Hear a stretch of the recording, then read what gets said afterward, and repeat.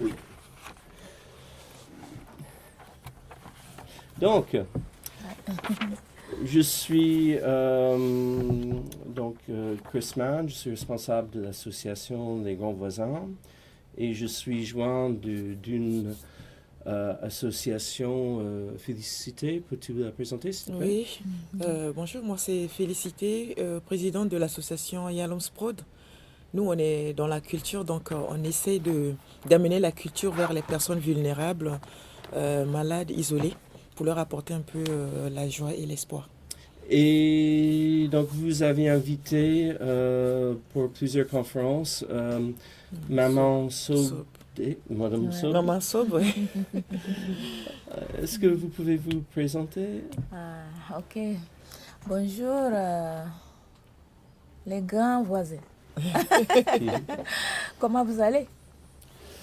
Donc, moi, je suis enthousiaste parce que j'ai découvert que les sexes féminins, c'est la mère terre. Qu'est-ce que vous chantez? C'est la mère terre que j'ai rencontrée depuis des siècles dans mes études universitaires. Ça fait plaisir d'écouter ça. Et Monsieur Chris, vous allez bien? Très bien, je me sens bien accueilli et c'est un honneur de vous avoir ici ce matin. Merci beaucoup. Dans ma culture, quand on salue, même s'il y a 100 personnes, on doit demander un à un, une à une, comment tu vas? Comment tu vas? Merci pour l'accueil. Je suis Sobdi Bekemai, Maman Sob pour les fans. Je suis tchadienne. Et je vis en Djamena. Et je suis à Paris grâce à ma petite sœur, mon amie, ma Faladja chérie. Vous comprenez ce qu'on appelle Faladja? C'est la fraternité. Faladja, c'est un mot en arabe de chez nous.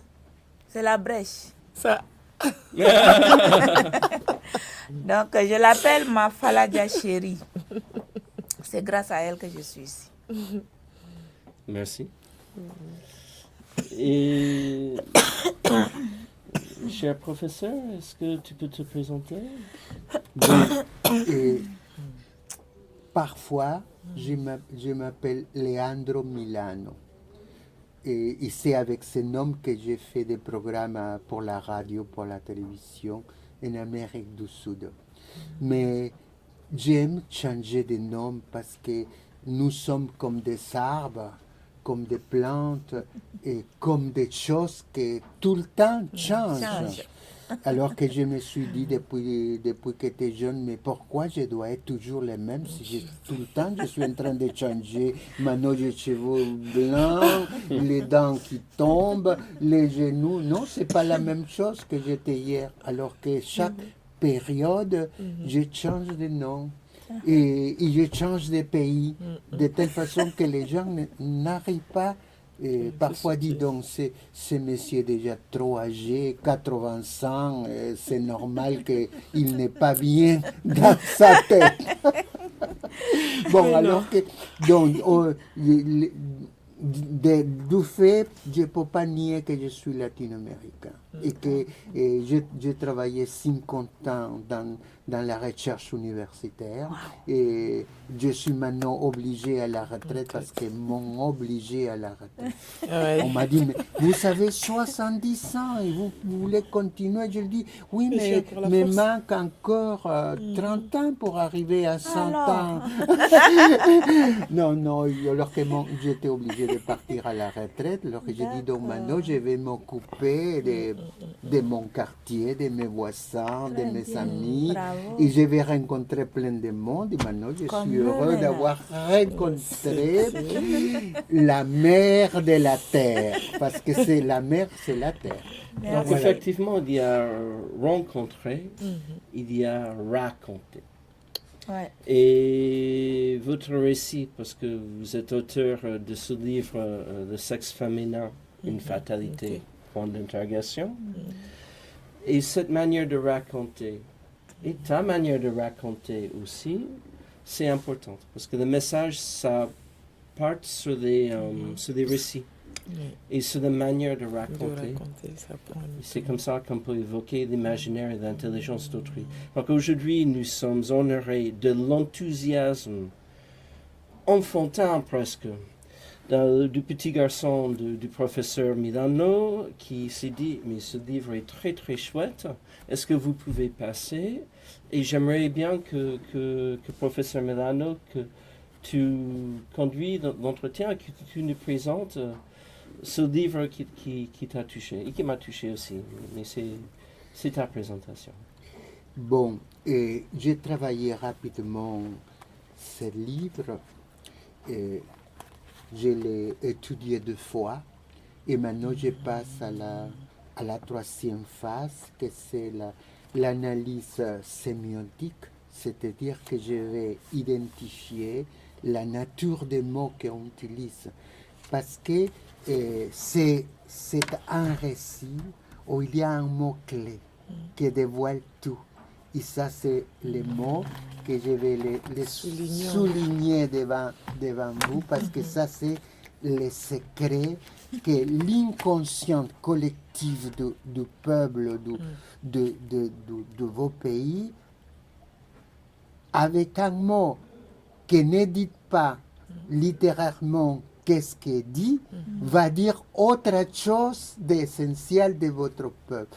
Ça, c'est le mot Bible. Le mot Bible, que vous l'avez dans la page 17. D'accord. Bible, ça veut dire bibliothèque. Alors que les gens, quand on dit Bible, on l'utilise comme nom propre de dire que c'est l'Ancien et le Nouveau Testament de la tradition culturelle occidentale et du Moyen-Orient. Mais dans le sens de l'histoire que ça se raconte, on dit que Dieu l'accorde. Il y a un sens mystique que je vais dévoiler pour les moyens littéraires qui s'appellent l'Ode, de telle façon que ça se pourra chanter dans les églises. C'est un travail que je ferai très vite parce qu'il m'a donné beaucoup d'inspiration. Je commence donc maintenant à faire l'analyse sémiotique, étymologique, la nature des mots et tout ça. J'utilise différentes couleurs pour signaler les sens. Et tout ça, ça va donner un travail théorique qui va être, je crois, très, très intéressant. Et après ça, on fera la création. Et je ferai l'honneur de travailler votre travail. Merci, c'est très gentil. Merci beaucoup. Merci, vraiment, ça me touche. Bon, alors que je fais l'introduction. J'étais à cette même présentation et je n'ai pas travaillé le texte, mais j'étais très impressionné de votre manière de réciter l'histoire, parce que vous avez récité l'histoire entière devant tout le monde. Ce n'était pas une vidéo. Vous voyez des personnes qui vous écoutaient pendant que vous présentez. Ce n'était pas enregistré à l'avance, c'était un acte qui était un des actes les plus anciens, qui est un ode, si tu veux, comme on chantait.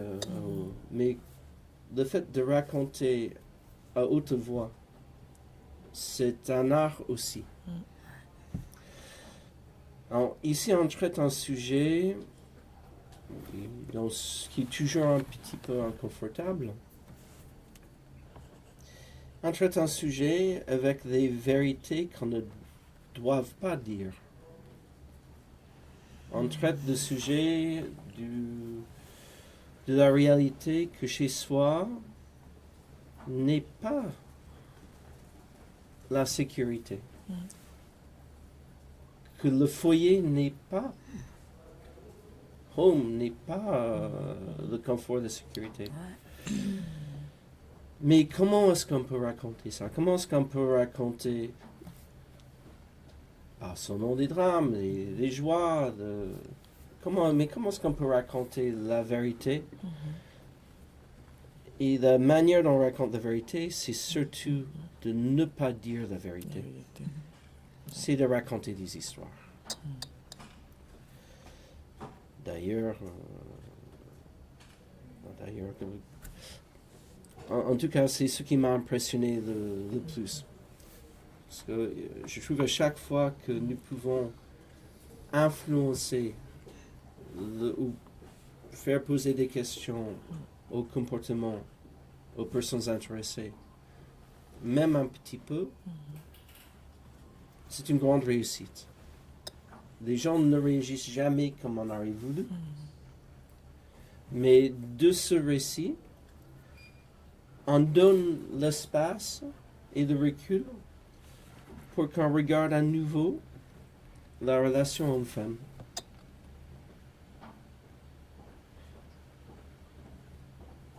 Je me pose la question de savoir combien d'histoires, des faits réels sont dans l'agglomération de ce qui est dans ce récit.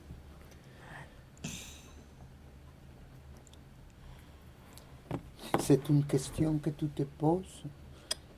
C'est quoi la vérité réelle dans ces récits? C'est quoi la partie du rêve, d'imaginaire? On ne peut véhiculer la réalité réelle que à travers l'imaginaire. Si on a un récit d'une jeune femme qui va à l'université finalement et qui rencontre son chéri, elle peut avoir des détails inventés qui ne touchent à aucun des récits biographiques que connaît Maman Saul. Mais le fait d'ajouter l'imaginaire et la fiction permet de retenir l'attention de l'autre à l'essentiel. Est-ce que quand vous avez commencé à rédiger les premiers brouillons, vous avez eu comme source votre propre histoire familiale et de la société où vous avez été? Comment vous avez fait pour inventer l'histoire? Oui, j'ai malaxé beaucoup de situations. J'ai vécu dans une famille, papa, maman, les enfants. Je suis la première fille en fait, de ma famille. Et je suis dans une société où les femmes vivent des discriminations aussi. Et aussi dans mon terroir, là où mon peuple vit, il y a aussi des fardeaux que les femmes prennent sur leur tête. Donc j'ai malaxé toutes les situations là pour écrire ce livre. Et vous avez pris combien de temps pour faire les différents essais jusqu'à donner? Et parce que votre livre est très logique. Et ça veut dire que les chapitres, c'est constitué avec, en plus de la préface, il y a 4 chapitres. Non? Je les ai marqués pour l'organiser logiquement. Et ces 4 chapitres sont complètement logiques. Un se succède à l'autre, de telle façon qu'on a l'impression, techniquement, que c'est une biographie. Même si cet imaginaire apparaît comme une biographie. Et Je dirais que c'est très important de comprendre le caractère biographique avec un S et non pas autobiographique. Ouais. Et c'est vrai, ça peut ressembler à une autobiographie, mais quand on entre dans le texte, mon nom n'est pas Madou. C'est une autre personne. Le nom. Le personnage qui est là, c'est pas elle. Et c'est des biographies de Voilà. beaucoup d'autres femmes. C'est ça, voilà. Et beaucoup de femmes se retrouvent dans mon Là-dedans. livre. Ce jour-là, la présentation à la nuit littéraire parisienne de mon livre, une dame est venue vers moi après. Hein. Elle me dit, c'est mon histoire que tu as racontée. Presque avec des larmes aux yeux. Et là, ça m'a touchée. La dame m'a dit qu'elle va chercher mon contact. On va continuer à causer. Et elle m'a dit qu'elle était une femme battue. Et elle était avec son enfant et elle me disait qu'elle a fait, je crois, 2 semaines dans le coma parce qu'elle était battue. Et l'enfant était récupéré par... La danse et tout. oui, par les... Je ne sais pas si c'est les voisins, elle m'a dit les Blancs. Ils l'ont gardée. Il a fallu qu'elle revienne d'abord à la vie avant de... Voilà, donc elle s'est retrouvée exactement dans... Et même mes chansons. Je chante et vraiment je vois des larmes, je vois des témoignages, les échos me reviennent, que les femmes se sentent soulagées quand elles écoutent mes chansons. Surtout, il y a le titre que j'ai chanté devant vous la fois passée. Voilà, le titre c'est Moshio en mondang, dans ma langue, vas-y. Parce que les hommes aiment s'amuser. Hein, les hommes aiment être dehors, jeter un coup d'œil, avoir des amitiés, avoir des maîtresses. Et je conseille les femmes à ne pas se laisser facilement emporter par de telles difficultés. C'est vrai, quelqu'un que tu as aimé, tu ne vas pas accepter le voir dans les bras d'une autre personne. Mais l'intérêt familial est là. Tu dois supporter ton mari, tu dois l'accompagner. Le mari est comme un bébé. S'il te plaît, ce que tu fais, est-ce que tu peux... Il faut négocier pour sauvegarder son foyer, sauvegarder l'amour qu'on a commencé et surtout pour l'intérêt des enfants. Parce que quand on va un peu bousculer, l'éducation des enfants aussi prend un coup. Donc, les femmes se retrouvent vraiment dans mes créativités. Je ne sais pas si... Mais ce n'est pas ma vie. Mais quand on écrit, il y a toujours une partie de soi qui apparaît dans ce qu'on écrit. Donc, voilà quoi. Félicitez ce projet d'inviter Maman Sob. Comment est-ce que votre association, comment s'appelle-t-elle déjà? Yalomsprod, dans Paris 14 aussi. C'est notre rencontre avec Maman Sob. Au début, c'était sur Internet, c'était sur Facebook. Et lorsque je suis arrivée au Tchad pour installer aussi officiellement Yalomsprod au Tchad, j'ai profité pour faire des dons dans les orphelinats. Donc j'ai fait un peu le tour des orphelinats. Elle m'a invitée à la bibliothèque. Donc je suis partie la voir et je dis voilà, je dois faire un peu le tour dans les orphelinats pour faire des dons. Elle me dit je veux voir si je finis ma réunion un peu tôt. Je vais te suivre, je viendrai t'accompagner. Je ne croyais pas, mais elle est venue. Et là, ça m'a touchée et j'ai essayé de revoir toute sa page, toutes ses activités et tout. J'ai dit mais pourquoi pas la mettre devant parce que non seulement elle est artiste, elle chante, elle est encore écrivaine, il y a encore un plus par rapport à ce que j'ai l'habitude d'inviter. Donc elle a plusieurs casquettes, ça serait bien. Et puis ça permet aussi de mettre en lumière une femme, la femme tchadienne. Parce que nous, la femme tchadienne, nous au Tchad, on n'est même pas connus ici. Quand tu dis je suis tchadienne, Tchad, c'est où? Tu dis c'est le cœur de l'Afrique centrale. Le cœur de l'Afrique centrale, ils vont aller chercher la carte maintenant pour commencer à regarder. Donc on n'est pas visible. Et je dis, donc moi, par rapport à mon association, je dis, je vais faire un peu de lumière sur le Tchad, Et j'ai dit, mais pourquoi pas la femme tchadienne cette fois-ci, parce que d'habitude, c'est les garçons que j'invite, les artistes. Ouais. Donc là, j'ai dit, elle, comme on dit, maman Soap, donc elle est la maman de tout le monde. Et moi, je suis la yaya culturelle. Yaya, ça veut dire la grande sœur culturelle. Donc, j'ai dit, bon, maman et yaya, bon, waouh, ça va faire un bon duo. Donc, c'est comme ça, je l'ai invitée. J'ai dit, bon, comme ça, elle va présenter aussi le livre. On va essayer de faire une journée dédicace avant la soirée pour récolter les dons. Comme Noël s'approche, Oui. pour les personnes en situation de handicap. Ceux de Paris, on va offrir des jouets aux enfants hospitalisés. Et ceux du Tchad, quand on était parti même dans les orphelinats, il y a des enfants en situation de handicap motrice qui n'ont même pas de béquilles, ils n'ont pas de chaises roulantes. On l'a porté, elle m'a aidé à porter les enfants là, qui sont vraiment en situation de handicap. C'est difficile. Soit les béquilles qui sont plus grands et l'enfant, c'était pas, on a pleuré presque. J'ai dit non. Donc, quand j'ai quitté le Tchad, j'ai dit cette fois-ci, je vais penser aux gens de mobilité réduite. Donc, elle me dit Mafaladia, tu as fait un très bon choix. Je vais venir avec toi, je vais venir te donner la force. Donc, on se soutient mutuellement, en fait. Elle est un ange.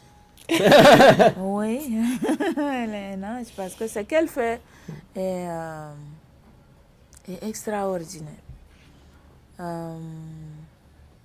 Je vois qu'elle fait venir les artistes tchadiens ici. Le Tchad, les artistes tchadiens en fait, ils n'ont pas d'ouverture. Ils n'ont pas d'ouverture. Et quand j'ai commencé à voir Félicité, à travers cette dame, les artistes tchadiens sortent pour apporter la culture tchadienne, bousculer les frontières étrangères. Ça m'a touchée. Moi, je suis là à partager toutes les positivités humaines. Tout ce qui est positif, que je te connaisse ou pas, je partage ça. Et quand je l'ai vu en train de faire ça, j'ai commencé à partager. Je partageais. Voilà une tchadienne qui fait ça. Voilà. Et ça a commencé à nous rapprocher. Et quand elle est allée à N'Djamena, moi j'étais en voyage. J'ai prié. J'ai dit, il faut que Dieu permette que je rencontre cette dame. Et, je suis la directrice adjointe de la Bibliothèque nationale du Tchad. J'arrive, je l'invite. Et elle est arrivée, elle a encore apporté sa lumière à la Bibliothèque nationale du Tchad. Et on a commencé à s'accompagner depuis ce jour-là. Et grâce à Félix, je rencontre encore des grâces comme vous. Vous voyez, professeur de lettres, mon Dieu. Je n'ai pas de mots pour vous dire merci. Dans le récit de professeur Milano, j'ai le sentiment qu'on commence avec un prétexte de vous en tant que femme tchadienne. Mais quelque part, et surtout votre récit de la personne qui vous a accosté en France en disant « vous racontez mon histoire », dépassez-vous la notion d'un contexte culturel spécifique pour atteindre, ne serait-ce qu'un tout petit peu, peut-être une universalité humaine. Absolument. Absolument. On est dans cette lutte-là. On est dans ce combat. Au Tchad, même si vous ne connaissez pas le Tchad, vous avez quand même une idée de ce pays. Non, mais on va aller visiter. Dieu nous ouvre la route. Non, avec Chris, on va partir pour les sélections. Pour soutenir la future oui, on va aller, j'ai pour d'ici à 2 semaines, tout votre livre les transformer en une ode. On va chanter l'ode là-bas. Et oui, vous imaginez qu'est-ce que ça sera que vous venez avec votre livre, avec la Bible, et que ça se transforme en une ode pour que tout le monde les chante. Et qu'on aura l'envie de les chanter dans les églises. Oh là là. Mais ça, on le va faire avec Chris. Voilà. Donc, voilà. Lui, plein de projets. Plein de projets. Dans le Tchad, un pays qui était en guerre. Vous voyez? Plus de 40 ans de guerre. Voilà. Et on est dans les petites divisions inutiles. J'ai un concept, je le dis souvent, les petites divisions inutiles. Je suis du Nord, tu es du Sud, tu es de je suis telle région. Voilà, tu es de telle ethnie. Et nous décidons de combattre ça. Donc, dans notre pays, que tu sois du Nord, que tu sois du Sud, l'essentiel c'est d'être tchadien. Pour nous, c'est tout. Si on était dans ces petites divisions inutiles, je n'allais pas venir chez Félicité. Félicité n'allait pas m'inviter, mais elle m'a invité en tant qu'être humain, en tant que tchadienne. Nous sommes là, les bras ouverts, hein, pour tout le monde. L'objectif pour nous, c'est vraiment de faire connaître le Tchad, la culture tchadienne à l'international. Voilà. On vise l'international. Voilà. Donc là, on a eu des Américains qui sont venus, les artistes américains, qui se sont accrochés à notre projet, ils sont venus chanter et tout. Et prochainement, on va essayer de faire un saut aussi aux États-Unis. Donc il faut que j'apprenne d'abord l'anglais un peu. Et on va y aller. En tout cas, ils m'ont dit c'est facile. Téléphone, ça fait Google. Tu parles français, ça traduit. Donc il ne faut pas que ça me bloque, quoi, mais voilà. Qu'on vienne aussi aux États-Unis. Voilà. Et c'est pour ça que nous sommes ensemble aujourd'hui. Sinon, on n'allait pas avoir ces grâces que vous êtes. Nous sommes pour l'être humain. Donc, si vous regardez j'ai fait un entretien comme celui-ci il y a un an, qui est probablement sur notre blog, avec l'association Handicap France-Soudan Darfour International. Cette association a eu la chance de faire partir un shipping crate, un container. Un conteneur de matériel, ok. Au Darfour. Qui connaît actuellement la guerre. Il faut méditer. Parce que là, on va faire pour les enfants du Tchad et Congo RDC. De la Kinshasa. Eux aussi, ils m'ont contacté sur Facebook aussi. Ils disent, maman, bon, eux là-bas, ils aiment trop appeler les gens maman, papa. Je dis, maman, nous aussi on souffre. On voit que vous vous occupez que les enfants du Tchad, mais nous aussi ça ne va pas. Il faut nous venir aussi en aide.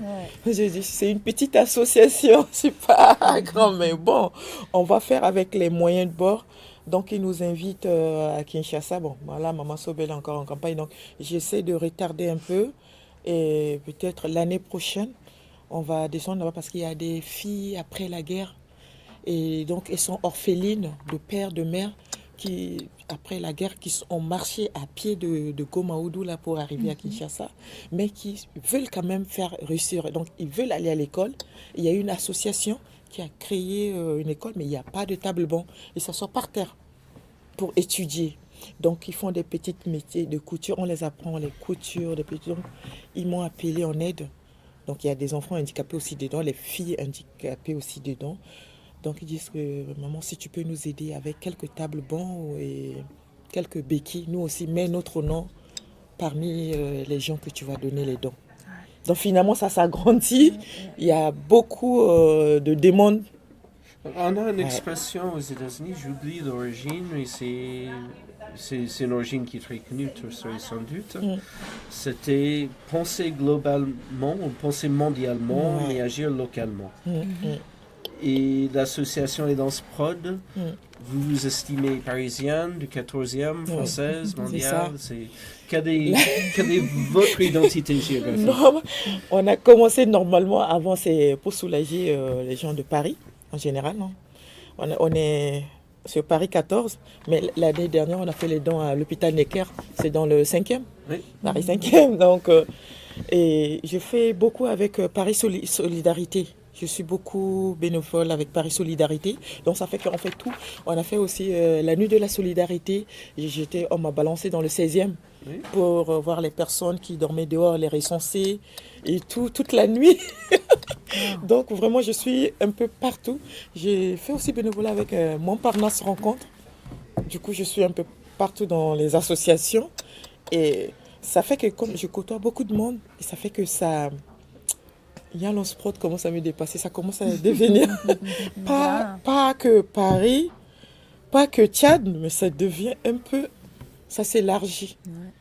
Un des constats c'est ce que je vois. De l'association des grands voisins, c'est que nos habitus sont nuancés, nos identités et nos participations communautaires sont multiples. Oui.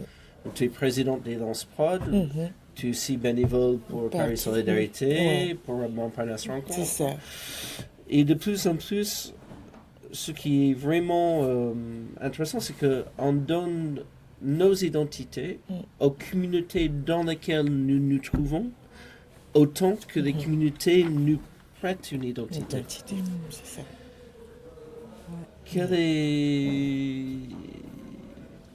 Quelle est votre identité, Madame Sauvé? Maman Sauvé. Mon identité, je suis au service de mon prochain. Ouais. Ça, c'est mon identité. Je suis vraiment au service de mon prochain et je développe un sens d'écoute très, très grand. L'être humain n'aime pas trop de critiques. Oui. Mais moi, plutôt, dans les critiques, je grandis. Je suis issue d'un peuple. Mes aïeux ont habité sur une montagne. La montagne, le village, c'est Tozoko. C'est comme si on a coupé la montagne à moitié, on a coupé. Et sur la montagne, mes aïeux habitaient là. J'ai dit mes aïeux parce que maintenant, mes parents ne sont pas là, mais leurs descendants sont toujours là. La montagne est là. Toutes les cases sont sur la montagne. Aucune case en dessous de la montagne. Le village s'appelle Tozoko. J'aime me glorifier de ce village parce que c'est un site touristique oublié. On peut l'exploiter, mais c'est dans l'oubli comme ça. Mais maintenant, Dieu m'ouvre les yeux pour devenir artiste. Un jour, je compte aller faire un festival sur cette montagne et j'espère que je verrai Chris et mon prof là-bas. Alors, j'aime me glorifier de ce village. Un jour, je suis venue distribuer des romans dans les lycées de ma circonscription, là où je voudrais être députée. En allant dans un lycée, le lycée de Tozoko, je vois une plaque écrite Tozoko. Je viens, je me couche à côté de cette plaque. On me fait photo, je jette sur ma page Facebook. Oh, je suis la princesse de Tozoko. Mais voilà, et ceci, et cela. La première intervention, la personne me dit, hey, tu aimes te glorifier, princesse de Tozoko, mais regarde la plaque. Elle est délavée. Elle est illisible. Il faut refaire ça. Tu vois, quand c'est la pluie, les herbes avalent cette plaque. Qu'est-ce que je lui ai dit? J'ai dit merci beaucoup. J'avais pensé à améliorer ça quand je vais avoir des moyens. Mais quand la personne m'a dit, il a lancé un défi en même temps. je dois lui dire merci de passage. Il se reconnaît, le prince. J'ai pris le projet. Je suis rentrée en Djamena. Petit à petit, Dieu m'a donné des moyens. Au lieu que je fasse seulement la plaque pour le village, j'ai fait aussi pour le lycée. Super. Et quand j'ai apporté ça, on a planté la plaque. C'était la joie. Les habitants, les villageois étaient là pour nous accueillir. On a chanté, on a dansé. Je suis dans ces choses, ces petites choses. Mais je fais ça par le cœur, en fait. Ce n'est pas grand, mais des petites choses que je les exécute avec mon cœur. Voilà. La question que je me pose en entendant cela, c'est pourquoi est-ce que la politique a besoin des artistes politiques? Pourquoi est-ce que les artistes doivent être femmes et hommes politiques aussi. Oh, oui, aussi. Aussi, voilà, c'est ça le mot. Les gens ont peur de politique, monsieur Chrisman. Pourquoi? Parce que il arrive des fois où la politique change les couleurs des choses.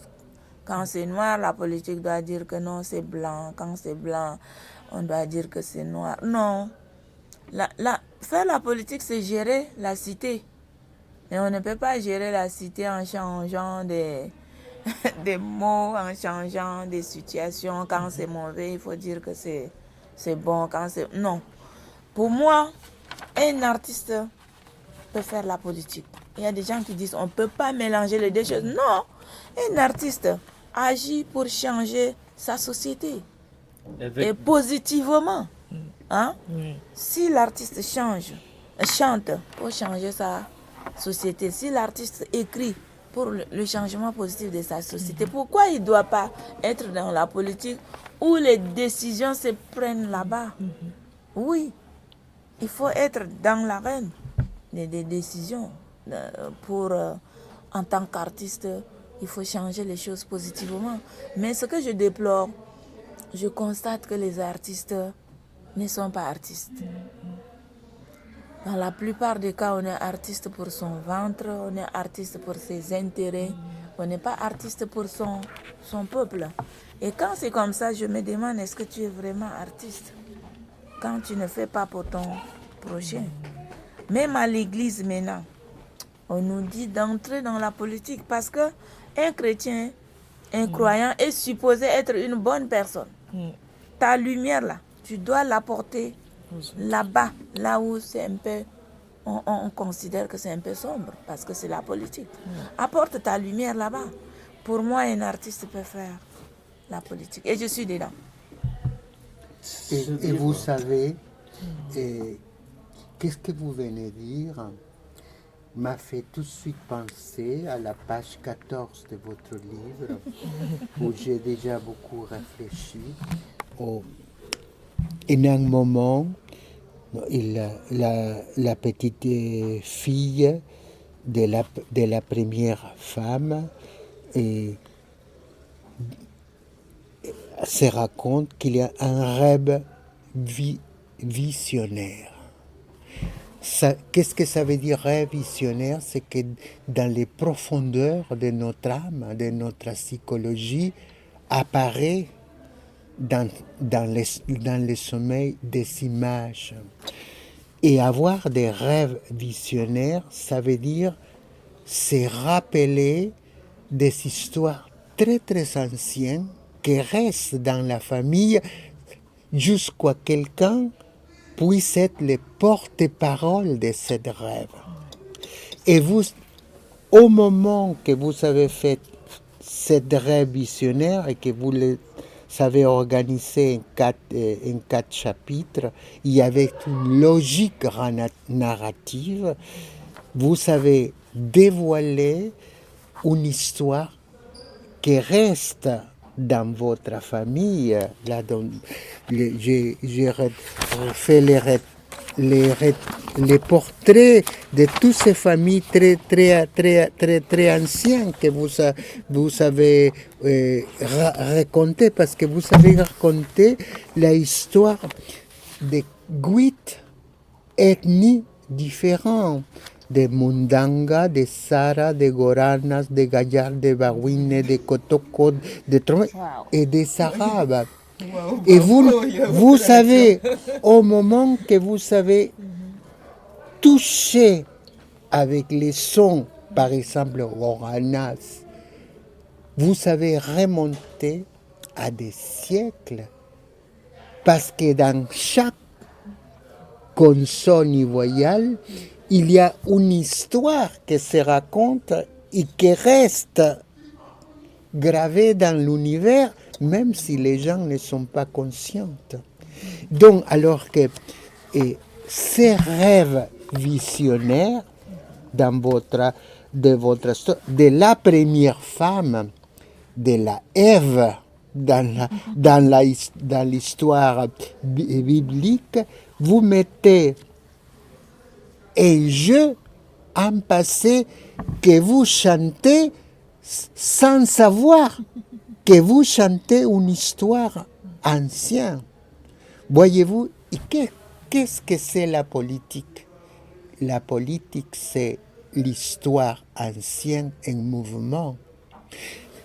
Sont les Grecs qui montrent que l'homme ne peut pas être homme sans avoir des droits et des devoirs. Et avoir des droits et des devoirs, c'est la politique.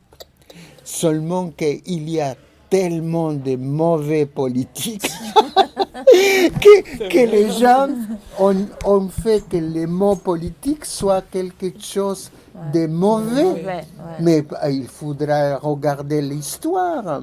Qui a été Abraham? Qui a été Moïse? Sont des hommes politiques.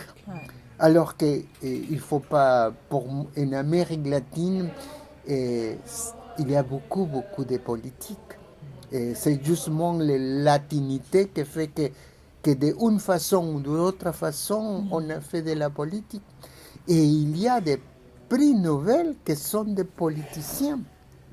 Il y a un prix Nobel très connu ici en France parce qu'il est membre exceptionnel de l'Académie française, que c'est Mario Vargas Llosa, prix Nobel de la littérature, et membre exceptionnel de l'Académie française. Et n'étant pas français, c'est une chose très rare, mais il a écrit des choses merveilleuses et ils l'ont mis d'office, même si ce n'était pas France, à l'Académie française.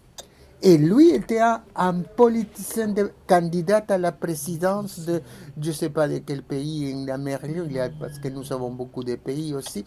Et alors qu'il faut avoir un regard en même temps de distance pour ne pas faire la politique politicien, la vulgarité de la politique, que c'est la majorité des politiciens qui font ça, mais en même temps avoir un regard philosophique de la politique et savoir que l'homme, c'est un homme de civilisation. Et pour cela, c'est un homme policé et politique. Regardez qu'est-ce que c'est beau. Un homme policé, c'est un homme bien élevé, bien respectueux des règles, parce que poli, c'est la civilisation. Donc, tu as bien résumé ta passion pour cet entretien et de votre générosité, Maman Sob. Maman Sob, est-ce que tu veux peut-être conclure cet entretien avec des réflexions D'accord. Je voudrais dire à tout être humain de ne pas perdre son temps dans les petites divisions inutiles. C'est parce que je ne suis pas dans ces petites divisions inutiles que aujourd'hui je me retrouve à Paris, s'il vous plaît, à Paris, grâce à Solcam Félicité, qui est un ange, qui a créé une association pour assister les personnes nécessiteuses. C'est à travers cette association que je me suis retrouvée à Paris et j'ai exposé mes livres qui ont attiré ces personnalités. Et là, je voudrais dire à tout être humain de s'ouvrir à l'autre. L'altérité est une richesse incommensurable. Et je voudrais dire merci à Félicité. Elle a ouvert toutes les portes devant moi. Mes livres vont être traduits en espagnol, en anglais, en chinois. Je sais que la route est déjà aplanie devant moi. Et je voudrais dire sincèrement merci. Merci à Félix qui a ouvert la route de l'ange Blandine devant moi. Quand on vient chez Blandine, on mange. C'est l'hiver, le commencement de l'hiver. Mais quand on vient chez Blandine, il y a de la soupe, il y a le fromage, Je voudrais lui dire aussi merci. Je voudrais dire merci à l'ange Chris Mann et à l'ange, mon prof, parce que j'aime beaucoup les lettres. J'aime beaucoup les lettres. Ça, vraiment, il faut que je le déclare aujourd'hui ici. Moi, j'ai fait ma licence en linguistique. J'ai fait 2 ans en lettres. Je suis revenue. C'était une nouveauté dans mon université. J'ai opté pour la linguistique pour voir comment la nouveauté va s'afficher devant moi. Mais après, je suis revenue à mon premier amour, les lettres modernes. Et je suis en face d'un grand homme de lettres. Je voudrais remercier le ciel pour cette occasion qu'il m'offre. Et bénédiction divine sur tout le monde ici. Donc, Blondine Sarro, directrice et présidente de l'association de la cantine, Le monde bouge, oui, qui organise notamment la fête de la banane tous les ans dans le 14e arrondissement, qui réunit tout ce qui tourne autour de la production de la banane dans le monde, qui avait, avec Elance Production, organisé la conférence vendredi dernier sur le livre de Maman Sob. Donc effectivement, une pensée à la cantine de Montbouge. Merci beaucoup. C'était un grand plaisir de vous accueillir. Et en dehors de cet entretien, dont nous avons pris l'engagement que je ferai la traduction à l'espagnol précisément au castillan. J'ai commencé déjà à le faire. Et Chris va faire la traduction à l'américain, alors que moi je le traduirai très rapidement parce que c'est un langage en même temps historique et culturellement c'est construit d'une façon que facilement on le peut traduire et on peut le transformer en ode. Donc mon engagement c'est qu'il y aura une traduction. Je vais chanter l'ode là avec plaisir. J'aime aussi chanter. Alors que si je vous ferai un petit exemple de qu'est-ce que ça donne. Rappelez-vous que je travaille seulement 3 jours, c'est autre chose-là, et pas tout le temps, c'est rapidement. On est même étonné là, vendredi, et vous avez tout écrit déjà, M. Vato. Et donc, va être formidable parce que c'est un matériel qui permet de faire ce travail. Donc, je vais voy a recitarles la traducción en espagnol. Y ça me plaît beaucoup parce que c'est le plus direct qu'on peut le transformer en ode. Mais je vais improviser parce que je directement va au castellano. A la escucha del nombre Madeuf Pagui, toda la familia se pone de parada y salta y sobresalta de felicidad. Incluso el más fuerte como mi padre Pagui, salvo Madef. Ella se queda silenciosa, preocupada, meditabunda y angustiada. Madef baja la cabeza, las lágrimas caen sobre sus pies.